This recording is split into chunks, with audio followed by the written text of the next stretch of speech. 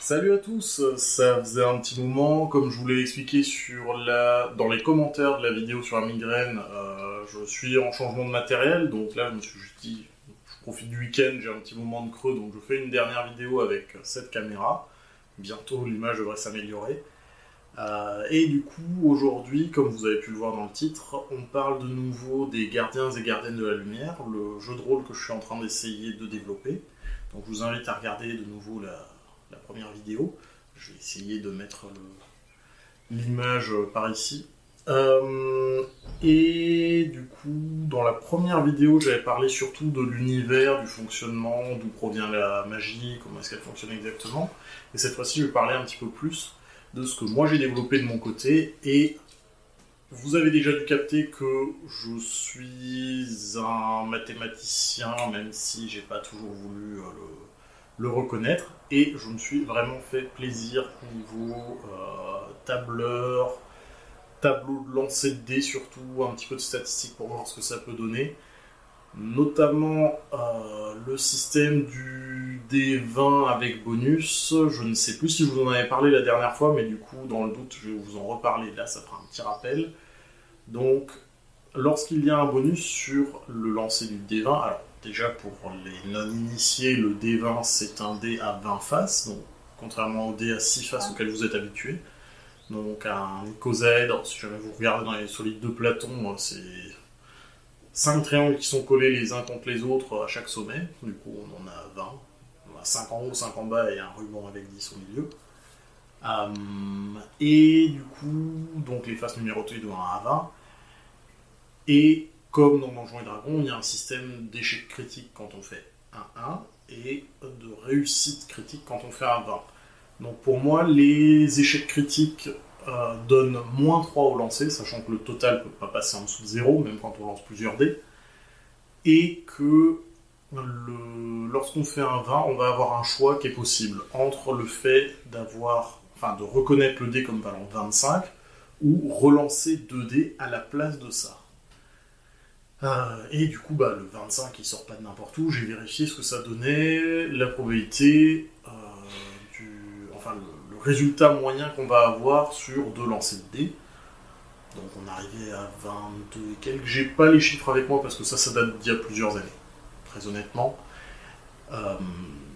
Mais du coup, donc de la première version de ça que j'ai fait quand j'étais en première année d'école d'ingé, donc c'est 2015-2016, ça date. Et du coup, donc il y avait ça et j'ai pris avec moi mes feuilles pour une fois de ce que j'ai fait pour le prototype de la nouvelle fiche de perso.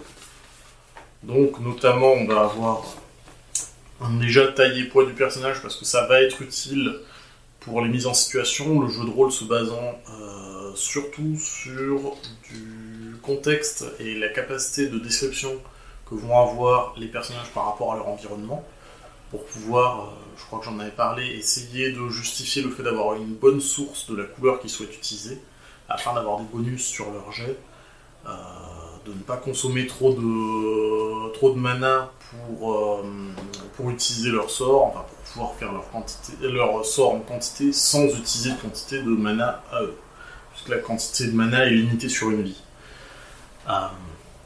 Et du coup, donc déjà les taillés poids qui vont permettre, les grands pourront plus facilement sauter, s'agripper à des choses en hauteur, les petits auront plus de facilité à se faufiler dans des petits endroits.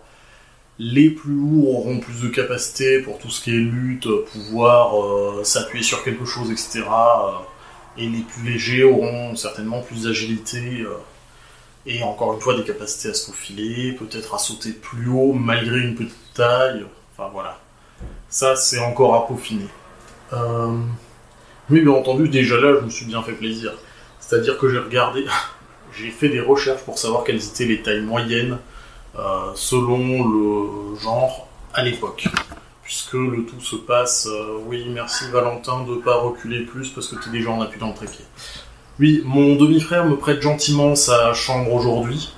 Et du coup, pour une fois, je vais faire une pause dans la vidéo. Donc je vous reprends tout de suite après. Voilà, donc première fois que je fais une coupure sur une vidéo, vraiment de manière aussi flag. Euh, mais bon, il n'avait pas prévu que ça durerait aussi longtemps, il n'avait pas capté ce que ça faisait 10 minutes. Faut dire en même temps que Bougre, il a 13 ans. Je verrai si je vous mets en lien sa chaîne sur YouTube, il a plus de visibilité que moi, c'est un peu frustrant.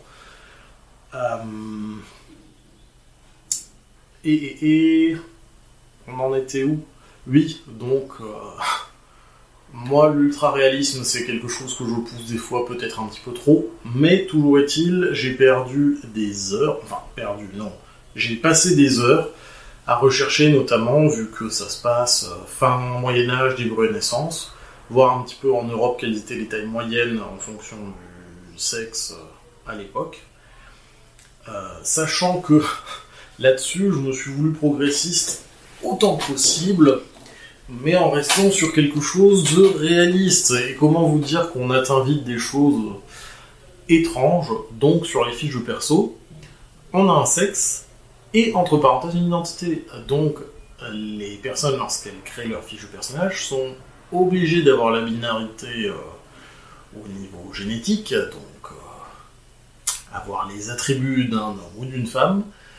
Et désolé pour le millionième ou 100 millième, je crois, qui est naturellement intersexe, mais c'était trop difficile à gérer. Par contre, il y a la possibilité d'indiquer une identité, donc un personnage qui souhaite avoir anatomiquement une femme, mais qui préfère être un homme, peut tout à fait l'indiquer sur sa fiche, si le personnage souhaite être reconnu comme tel.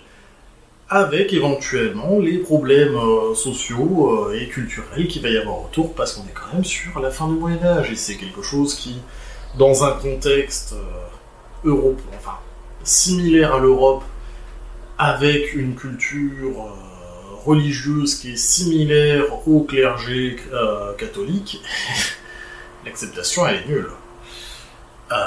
Mais voilà, enfin l'acceptation au niveau sociétal, après au niveau des amis, collègues proches, etc., ça peut se faire, on verra. Ça dépend des autres joueurs, comment ils souhaitent le jouer. Bah oui, parce que si je fais le titre d'un jeu de rôle en RPG et que je ne permets pas un minimum l'identification, ce serait étrange. Même si déjà de base, il est vrai qu'un joueur, qu'il soit homme ou femme, peut très bien avoir un personnage qui est homme ou femme. Mais bon, je m'éloigne vraiment du sujet, je pourrais parler plutôt au niveau construction de la fiche de perso. Donc, j'ai regardé quelles étaient les tailles moyennes pour l'époque, donc 1,70 pour les hommes et 1,65 pour les femmes. Et là, on a juste un des 20 sans bonus qui va permettre de choisir un écart en centimètres par rapport à cette moyenne. Donc quelqu'un qui va faire juste un lancer à 2 ou 3 pour apprendre n'importe quelle taille, on va dire 3, pour apprendre n'importe quelle taille comprise entre 1,67 et 1,73 pour un homme et 1,62 et 1,68 pour une femme. De la même manière, le poids derrière, je me suis vraiment fait plaisir, je vais pas vous mentir par rapport à ça. Je suis allé jusqu'à regarder quelles étaient les IMC moyennes connues pour l'époque. Et du coup, que je revérifie, c'est bien ça. Si on exclut les serfs, puisque votre but c'est quand même de jouer des guerriers de certains groupes, donc des personnes qui ont accès à une alimentation qui est pas forcément équilibrée, mais nourrissante et riche, le surpoids était quelque chose d'assez classique pour l'époque. Et c'est vrai que les dangers du surpoids, ça va causer l'usure prématurée des articulations, mais du coup, c'est des problèmes qui finalement ont surtout impacté les personnes âgées. Et à l'époque, les personnes âgées et très âgées, il n'y en avait pas tant que ça en proportion. Surtout si vous faites partie si votre métier, c'est dans un corps d'armée. Donc, l'IMC de base est de 25, ce qui correspond à une obésité modérée. Enfin, tout début de l'obésité modérée. On est à la limite entre le surpoids et l'obésité modérée. En tout cas, d'après les critères actuels les dénominations actuelles. Donc pour l'époque, c'était juste quelqu'un qui était bien en chair, on va dire. Sans être vu comme gras ou quoi que ce soit. Donc on part de là et on peut du coup se permettre un écart de, pareil, le résultat au D20 comme kilo, que ce soit dans le plus ou dans le moins. Donc prenons par exemple moi, on va dire 1m77. Avec une IMC de 25, ça va faire... que je ne me trompe pas... 75 kilos. Donc si au lancer de dés j'ai fait 8, je pourrais décider que mon personnage a entre 67 et 83 kilos. Je dépasse de ça, mais c'est pas le sujet. Donc voilà, on a déjà ça, et après on va avoir 4 compétences de base qui vont être force, agilité, constitution et sagesse, qui vont se lancer avec 2d20, là aussi classique. C'est-à-dire que le personnage va avoir généralement aux alentours de 21 points dans chacune de ses compétences. Qui vont avoir, mais là je ne l'ai pas encore travaillé, des sous-compétences basées là-dessus. Donc on va avoir un premier bonus qui est dû à ça, et ensuite on peut faire une spécialisation qui va avoir du coup des scores qui sont plus élevés. À moins qu'il y ait eu un accident, parce que je prévois ça aussi. Je prévois vraiment au niveau du réalisme les invalidités pour cause de blessures majeures. Ça évitera peut-être que mon personnage fasse trop d'actions suicides. Ou pas, on verra. Il y en a qui se disent bah tant pis, je l'essaye quand même. Au pire, il me manque une jambe. Donc voilà, il faut encore que je travaille un petit peu là-dessus. Et après, on arrive dans la partie où je sens qu'il y a des cerveaux qui vont couler par les oreilles. Je vais même pas vous montrer à quoi ça ressemble, mais pour les capacités visuelles, c'est-à-dire la possibilité pour l'aventurier d'utiliser ou non telle magie. Alors oui, je m'excuse, c'est vrai que j'avais mis de l'inclusif au début, donc je devrais dire aventurier ou aventurière. C'est quelque chose que je fais depuis pas forcément aussi longtemps que je le souhaiterais, donc j'ai pas encore les habitudes de le faire pour chacun des noms. J'espère que ceux qui tiennent à cette inclusion ne m'en voudront pas trop par rapport à ça. Voilà. Je vais pas dire que je fais de mon mieux, je suis pas sûr que ce soit forcément le cas et que je fasse énormément d'efforts tout le temps, mais j'essaye. Et j'essaye de faire de mieux en mieux de plus en plus, donc voilà, j'espère que c'est quelque chose qui est apprécié de l'autre côté. Merci. Donc au niveau des capacités visuelles, on commence... Ah, j'ai oublié un étoile. On commence avec 2 D20 étoilés, donc quand je dis étoilés, c'est ceux avec bonus-malus. Et là-dessus, on va avoir plusieurs cas. Je pense que je vais même... Je vais pas les lister en bas. Très franchement, si jamais ça vous intéresse, n'hésitez pas à me le dire, parce que je cherche des retours par rapport au manuel du joueur que je vais faire. Surtout que je vais certainement vouloir en faire une traduction en anglais, parce que, petite parenthèse, suite au LARP, donc je vais remettre de nouveau un lien vers la vidéo précédente, la vidéo que j'ai fait en anglais, celle-là. Donc le jeu de rôle en live action que j'ai fait le week-end dernier, qui m'a beaucoup plu, beaucoup touché. Les autres joueurs avaient l'air intéressés par ce projet-là aussi, donc je vais peut-être faire des tables de test en anglais aussi, donc il faut que je fasse le manuel du joueur en anglais aussi. Et ça commence à prendre des proportions qui m'étonnent vraiment. Mais tant mieux, j'ai envie de dire, c'est un projet, ça me motivera à le poursuivre. Et du coup, oui, si jamais ça vous intéresse, je vais pas mettre le tableau en dessous parce que ça alourdirait énormément la description. Mais si jamais ça vous intéresse, je peux éventuellement partager le manuel du joueur. Parce que j'ai envie de dire, même si quelqu'un s'amuse à me piquer le projet, ça me fera plaisir si ça existe comme jeu de rôle. Donc, j'aurais pas de souci à le partager ouvertement.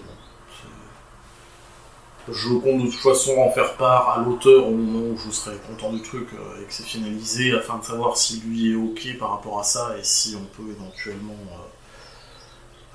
publier ça plus ouvertement. Je sais que lui voulait faire un jeu de cartes à collectionner, un petit peu style Magic, basé sur son ouvrage, qui existe même dans l'ouvrage, le jeu des 9 rois. On en parlera peut-être une autre fois aussi. De toute façon, le projet actuellement, il en parle plus à ma connaissance, donc c'est pas pour tout de suite à mon avis. Bref, après ces nombreuses parenthèses, donc oui, les capacités visuelles, donc qui vont se lancer à 2D20 avec bonus. Donc il y a possibilité de monter à des scores quand on décide de... Si on fait une réussite critique et qu'on relance 2D à la place, on peut atteindre des scores qui sont phénoménaux. J'avais notamment un ami comme ça, coucou Guillaume, qui lorsqu'il a créé son personnage sur la première version du jeu, avait atteint le niveau maximal parce qu'il a lancé un 19 et un 20 je crois, et en relançant il a fait 17 et 20, et il a même pas relancé le 20 du coup parce qu'il était déjà à plus que 50. Donc voilà. Et c'est pour les personnes comme lui que là j'ai prévu un cas pour ceux qui font 70 et plus. Voilà. Comme quoi c'est bien que je l'ai eu comme testeur aussi, ça me permet de savoir qu'il y a des personnes qui défient complètement les statistiques. Parce que ce genre de cas arrive moins d'une fois sur 400. Bref. Du coup, donc là j'ai prévu, et j'ai prévu beaucoup. Parce que je me suis aussi renseigné un petit peu sur les probabilités de daltonisme en fonction du sexe. Du coup, les hommes ont peut-être tendance à être plus grands et du coup à avoir plus de capacités musculaires de ce côté-là. N'empêche que les femmes ont moins de tendance au daltonisme. Donc on va avoir, pour ceux qui font un score vraiment très faible, ce que j'ai appelé les ternes, en reprenant un petit peu de la terminologie du bouquin d'origine. Et je vais peut-être faire une seconde coupure dans la vidéo un peu plus tard pour éviter le cut de la caméra elle-même qui se fait à 20 minutes. Et là je vois qu'on est déjà de nouveau à 12 minutes. Donc, de nouveau vidéo longue aujourd'hui, j'espère que ça vous plaira. Moi en tout cas ça me plaît de le faire, j'adore ce projet, donc voilà, en parler longuement, c'est des choses qui arrivent. Donc ouais, on a déjà un daltonisme qui est assez rare pour les femmes, puisqu'il faudrait qu'elles fassent 0 ou 1 avec 2D20 avec bonus. C'est assez improbable, je crois que j'avais regardé, c'est 5K sur 400, quelque chose comme ça.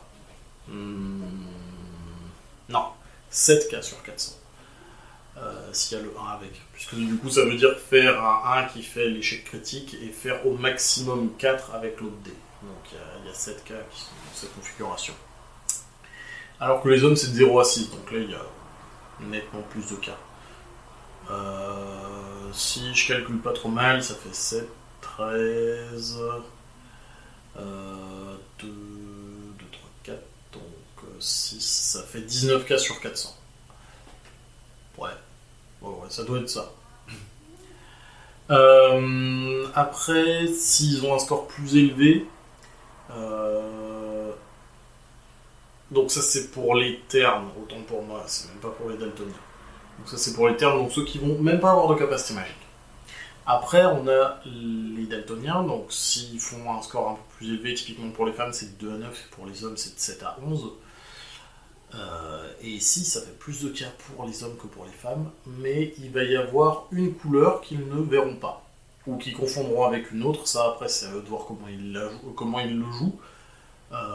S'ils sont daltoniens sur plusieurs couleurs, ils verront les deux en nuances de gris, donc selon le contexte, ils pourront savoir que c'est cette couleur ou pas, mais eux n'ont jamais vu, donc ils ne le savent pas. Sachant qu'on est dans un univers de fantasy, donc la couleur ne fonctionne pas, n'est pas vue exactement de la même manière, on ne va pas fonctionner avec les 3 cônes de base.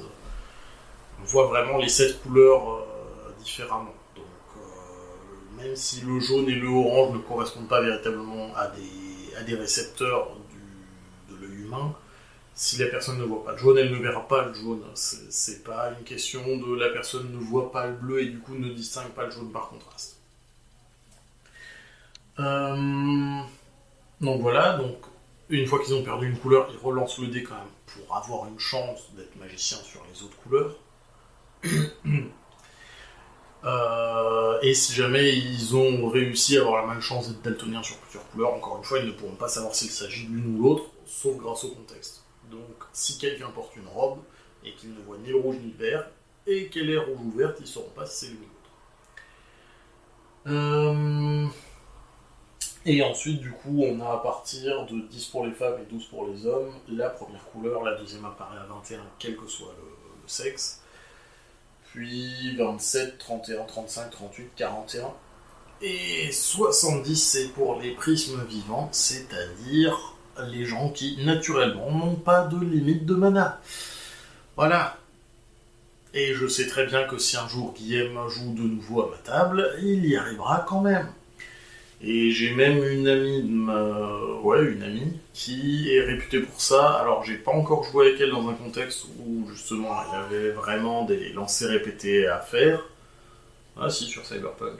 Et j'ai pas joué avec elle longtemps pour l'instant. Mais il paraît qu'elle est réputée pour ça, donc on verra si elle arrive à avoir le statut de prisme. Ce serait très drôle et sans doute un peu plus compliqué à gérer pour moi, parce que ça veut dire que cette personne n'aurait pas du tout besoin de s'embêter par rapport au contexte, donc n'aurait pas à s'embêter à dire ah bah c'est bon là, je vois des feuilles qui sont violacées à travers la fenêtre, littéralement, j'avais pas envie de m'embêter. Du coup, je peux très bien extraire mon rouge à travers ça, sans qu'il soit de trop mauvaise qualité, tatitata. Où le ciel est d'un bleu très pur, je peux, vu qu'il est très proche de la fréquence de résonance, je vais pouvoir l'utiliser sans que ça me coûte trop en malus. Donc voilà. Sachant qu'il faudra encore que je me fasse moi des tables de référence pour savoir un petit peu, selon la qualité, le contexte, etc., est-ce que ça coûte plus ou moins. Et refaire le calcul aussi, sachant que Kip avait fait un golem, donc recouvrir tout son corps avec une fine pellicule de luxine, et que c'est une chose que la plupart des créateurs ne peuvent faire qu'une à deux fois dans leur vie. Donc il faudra que je vois pour que la quantité de mana que le joueur moyen va avoir corresponde à une ou deux fois le volume nécessaire pour recouvrir un corps avec le gabarit moyen. Et là aussi je vais me faire plaisir, je vous le cache pas. Mais du coup, là c'est encore la partie facile, puisqu'on a juste 2 dés à lancer, éventuellement à relancer si on n'a pas eu de chance et qu'on est daltonien. Et après on va avoir la partie facile aussi, qui sera la quantité, enfin la qualité et la quantité de mana qu'on a, enfin la qualité de maîtrise des différentes couleurs et la quantité de mana. Mais avant ça, on a la partie vraiment compliquée, je ne sais pas si le point est fait correctement, avec le tirage des couleurs. Parce que une fois qu'on a maîtrisé, qu'on sait qu'on va avoir droit à 1, 2, 3, 4 couleurs, eh ben, il faut encore déterminer lesquelles. Et vu que la plupart des joueurs devraient avoir une deuxième couleur et que ce sera pas trop rare d'en avoir une troisième, les tableaux ils explosent parce que, qu'on soit clair, pour l'instant je fais juste une méthode de base qui va être archi compliquée. Je fais la pause là maintenant parce que 18h30.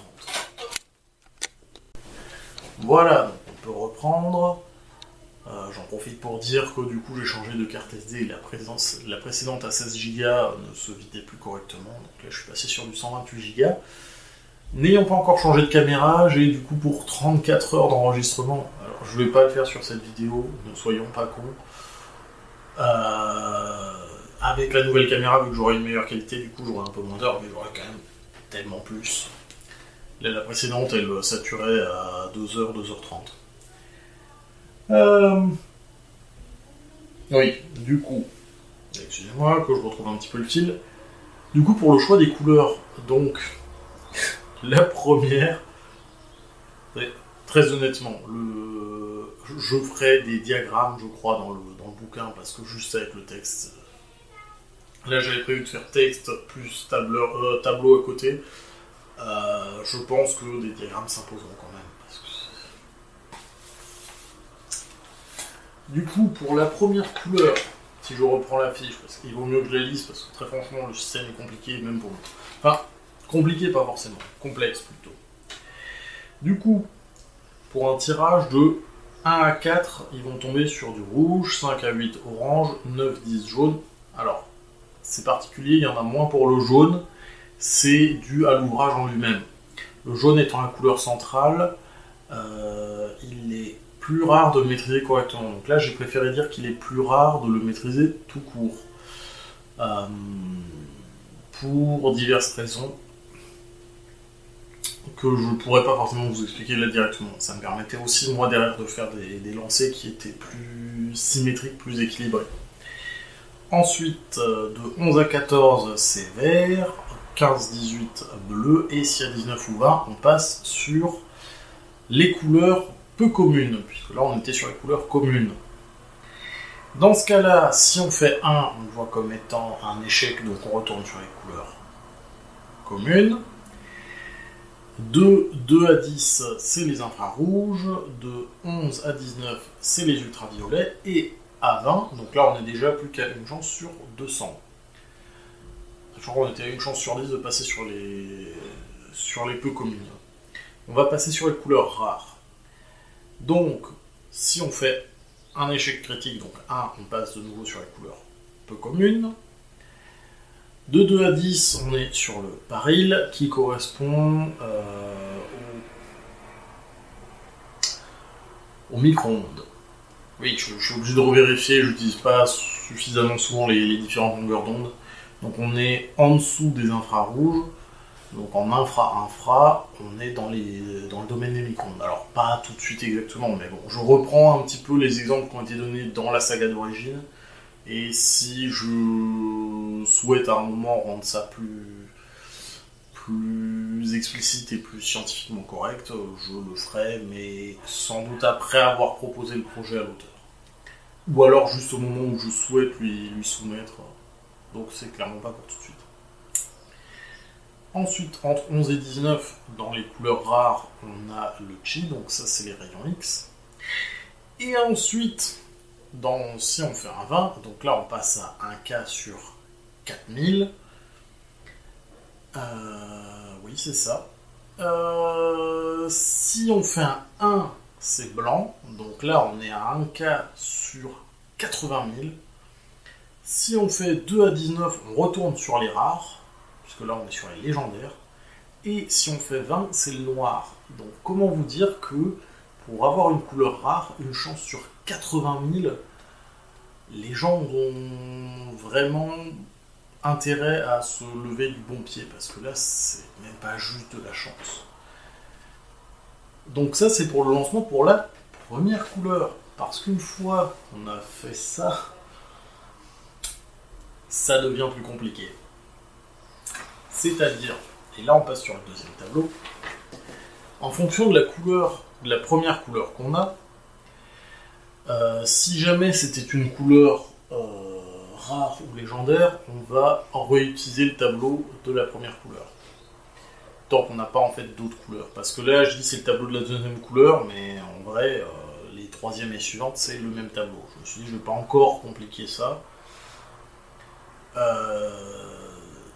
Et on va en fait toujours refaire ce tableau à partir d'une couleur connue qui soit commune ou peu commune. Les rares ou légendaires ne marchent pas, j'ai pas voulu trop alourdir le tableau et ça concernera suffisamment peu de personnes pour que ce soit pas censé de le faire. Surtout que le blanc et le noir sont hors spectre, et le paril et le chi sont assez lointains, donc ça aurait vraiment pas de sens de le faire comme ça. Donc, une fois qu'on a une... j'aurais dû préciser que pour la troisième, si jamais la personne se retrouve avec une rare et une légendaire, très franchement, je crois que ça m'embêterait beaucoup si une personne arrivait à faire un truc aussi phénoménal. Surtout que oui, effectivement, c'est vrai, j'y avais même pas pensé. Mais sur le principe, si la légendaire n'est pas tombée au premier tirage, il est pratiquement impossible qu'une personne ait une couleur légendaire après ça. Une couleur rare, ça peut arriver. Et je vais pas vous détailler le tableau, mais en gros, quand on a une première couleur dans le spectre, donc uniquement de ultraviolet à infrarouge, on va avoir nettement plus de chances d'obtenir une couleur qui sera contigu à ça. Donc, typiquement, quelqu'un qui avait chopé du vert aura plus de chances d'avoir du bleu ou du jaune, sachant que le jaune est toujours encore minoré parce que c'est la couleur centrale du spectre, mais aura plus de chances d'attraper du bleu que d'attraper du rouge, par exemple. Puisque on a ultraviolet, bleu, vert, jaune, orange, rouge, infrarouge. Pour les couleurs communes et peu communes. Et du coup, donc les tableaux sont vraiment très complexes par rapport à ça. Mais j'ai essayé d'avoir justement cette facilitation de la continuité dans le spectre utilisable. Ce qui est effectivement le cas dans la saga.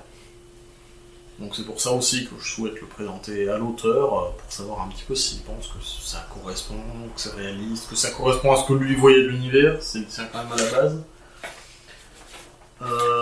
Et du coup, une fois qu'on a fait ce tirage pour toutes les couleurs, il va y avoir la qualité de maîtrise de chacune des couleurs qui sera à faire.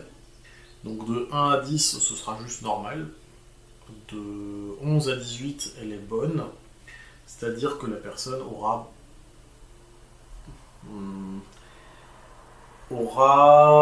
moins de sensibilité aux conditions difficiles, on va dire. La personne aura plus l'habitude. On va pas juste parler d'expérience. Je pense que par expérience, les personnes, quand ils connaissent leur sort, connaissent l'environnement, pourront plus facilement me convaincre que c'est bon, du coup, je connais bien la pièce, je sais que là, j'ai vraiment une bonne exposition pour ma couleur.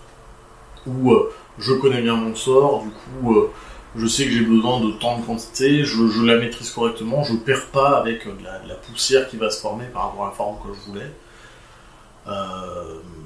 Donc là, on parle vraiment d'une capacité innée de départ. Et ensuite... Ah oui, non, il y a un petit décalage entre hommes et femmes. Les femmes ont plus tendance à la superchromatie. Ce qui est... Donc là, on est sur un des 20 sans bonus. La superchromatie, c'est le fait de distinguer parfaitement les nuances d'une même couleur. Et les femmes ont plus tendance à ça dans le monde réel. Ça a été souligné dans l'ouvrage, donc j'ai souhaité le garder, même si c'est pas forcément très prononcé chez moi.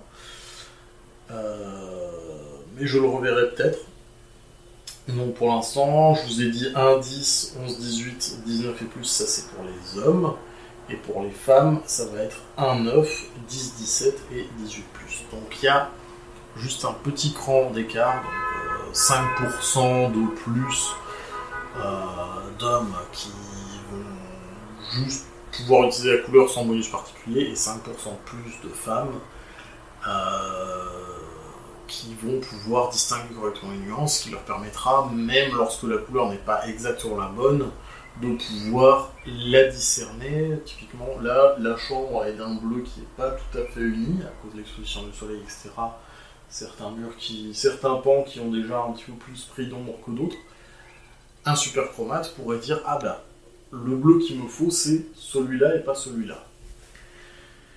Donc voilà, ils vont pouvoir utiliser la couleur plus correctement, avoir une couleur qui tient mieux, qui a de meilleurs effets. Donc typiquement le bleu, c'est pour des choses qui vont être assez rigides, qui vont avoir des tranchants, etc. Typiquement pour faire une épée. Encore que l'épée, le souci c'est que le bleu sera peut-être un petit peu trop fragile à force, parce que trop dur. C'est comme un acier sur lequel on aurait mis trop de carbone, il va être très dur, comme du verre. Donc il va pas pouvoir absorber les chocs. Voilà, donc là on a niveau donc, la qualité de maîtrise de chacune des couleurs, donc ce lancer se refera pour chacune des couleurs successivement. Le joueur étant bien entendu obligé de me signaler sur quelle couleur il est en train de faire son lancer. Et ensuite il y a la quantité de mana que la personne va avoir. Donc il va y avoir... Alors, que je me souvienne bien. La personne commence avec... Il va y avoir tellement de D20 à lancer, et là il va falloir sortir une feuille pour pouvoir tout noter et additionner à la fin. Ça va être monstrueux, mais en même temps il faut que ça leur tienne toute leur vie, donc pas forcément qu'une seule aventure. Donc, 1 D20 par couleur en maîtrise normale, 2 D20 si la maîtrise est bonne, 3 D20 pour la superchromatie. pour chacune des couleurs. Plus encore 1 des 20 bonus pour chacune des continuités. Donc typiquement, quelqu'un qui maîtrise le bleu, le vert et le jaune, il y a bleu, vert et vert, jaune, donc ça fait qu'il aura déjà 2 dés pour la continuité. Et ensuite, si on dit qu'il y en a un qui est en bon, un en normal et un en super chromate, ça fait 1 plus 2 plus 3, plus les 2 bonus de continuité, la personne va lancer 8 dés 20. Et c'est des dés 20 avec bonus un peu particuliers. C'est-à-dire que si la personne fait entre 1 et 10, il n'y a rien. C'est juste la valeur qui est notée dessus. Si la personne fait entre 11 et 19, c'est la valeur indiquée et il relance le dé après ça. Donc il a déjà, mettons, 12 qu'il a fait sur le dé, plus le suivant. Et si jamais c'est un 20, la personne peut choisir entre avoir 25 et relancer un dé 20, ou alors ne pas compter le dé et relancer 2 dés 20 à la place. Ce qui fait que la personne qui est, pour reprendre typiquement l'ami qui sera certainement prisme, donc aura déjà pas besoin de quantité de mana, si elle admettons qu'elle soit pas prisme, et que du coup elle ait besoin de lancer ses dés. On a dit elle a 8 dés. Sur ces 8 dés, elle va faire 12, 13, 15, 15, 15, 17, 18 et 20. Déjà, ces 7 premiers dés, on va compter la valeur, et on va relancer un dé à la place de chacun. Et sur le 20, elle décide de relancer 2 dés, ce qui veut dire qu'elle va se mettre à lancer 9 dés. Bon, déjà, c'était très improbable qu'elle ait 8 valeurs qui soient tout au-dessus de 10. Il y a une chance sur 2 pour chacune, du coup, 2 puissance 8, ça fait 256. Elle avait seulement une chance sur 256 d'avoir à relancer tous ses dés. Et je pense que ça arrivera quand même. Disons que sa réputation veut ça. Mais du coup, voilà, je vous l'ai dit. Donc là, on a fait le tour de la fiche de perso pour la création. Et très honnêtement, au final, c'est pas forcément plus long à faire tant que j'aurais pas défini les sous-catégories par rapport à force, agilité, constitution et sagesse. Tant que j'aurais pas mis les sous-compétences. Et ce sera peut-être même pas des choses qui sont débloquées dès le départ. C'est finalement plutôt rapide à faire, c'est juste qu'on a une partie très complexe pour le choix des couleurs. Et encore une fois, je vais certainement faire une version simplifiée de ça une fois que j'aurai fini déjà la version de base, que le manuel du joueur me plaira pour le reste aussi, que j'aurai déjà un petit peu des équipements, etc. Et un minimum de sorts de référence, parce que ça aussi, c'est quelque chose qui me tient à cœur. Vu que la luxine, c'est quelque chose qu'on matérialise et qu'on manipule, et au final... libre cours à l'imagination des joueurs pour me dire, du coup, je vais prendre du bleu et du vert, et puis en fait, le vert, je vais lui donner telle forme, le bleu par-dessus, et ça me permet d'avoir quelque chose qui va absorber les chocs tout en étant tranchant. Typiquement un katana. Mais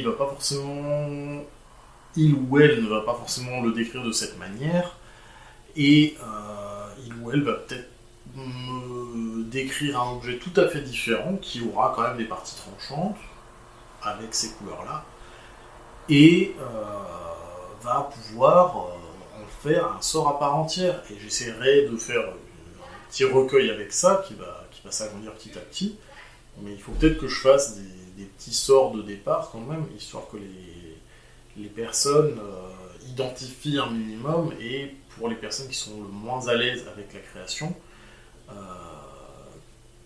que ces personnes puissent quand même se référer à telle ou telle chose et dire voilà, on a l'habitude dans le contexte, le milieu dans lequel on évolue, nous a montré un petit peu ces sorts, j'ai déjà eu l'occasion de les voir, donc je peux les utiliser comme tels. Et je me rends compte que la vidéo d'aujourd'hui va être tellement longue. Donc n'hésitez pas à le regarder en plusieurs fois, pensez à faire des pauses, on est déjà tellement loin dans la vidéo que c'est peut-être plus la peine de vous le dire. Mais voilà, je vais faire une fois que je serai content du manuel du joueur, je vais faire une version simplifiée de ça, donc typiquement en disant vous faites un autre tirage qui vous permet de choisir 3 couleurs dont 2 contigus, ou même 3 contigus, avec les bonus que ça va engendrer derrière. Enfin, 2 ou 3 selon ce que vous avez choisi avant comme bonus. Donc ça laissera moins de possibilités enfin ça laissera pas de possibilité d'être un prisme vivant ou quoi que ce soit, mais ça permettra aussi de démarrer des campagnes plus rapidement, ce qui sera plus adapté finalement pour des joueurs très débutants. Parce qu'il faut que j'y pense à ça aussi. Si je crée un système, ça veut dire qu'il n'y aura aucun vétéran là-dessus. Il y aura des vétérans du jeu de rôle de manière générale, mais pas sur celui-là. Et du coup, si on commence avec une création dans un univers qu'ils ne connaissent pas et que la création prend plus d'une heure et demie, ça risque de refroidir certaines ardeurs. Bon, j'ai fait le tour vraiment, et c'est vrai qu'on est sur du très long. On doit être sur 40 minutes. Ça veut dire plus que la vidéo sur les amours. J'espère que ça vous aura plu, parce que vu qu'on a déjà une première partie en plus, j'aurais peut-être pu couper ça en deux. Ça s'est pas fait parce que la fiche était faite comme ça. Je vais vous laisser là-dessus, et on doit certainement être lundi ou mardi, le temps que j'ai monté le truc, que j'ai un petit peu remonté les niveaux. Niveau du son, que j'ai fait des transitions qui arrachent pas trop les yeux et les oreilles entre les trois morceaux de la vidéo. N'hésitez pas à me dire en commentaire s'il y a des sujets qui vous tentent. Là j'en ai encore 2 sur les bras. Donc la partie géométrie pour les suites à l'île-côte, et un qui je pense plaira à beaucoup de monde, mais que je garde secret pour l'instant, je vais vous faire la surprise. Et après le pitch habituel, c'est-à-dire si vous avez aimé, pas aimé, c'est mieux de mettre un commentaire avec pour me dire pourquoi. Et si ça vous a plu, n'hésitez pas à vous abonner et à partager, moi ça me ferait vraiment plaisir. Voilà, salut, bisous.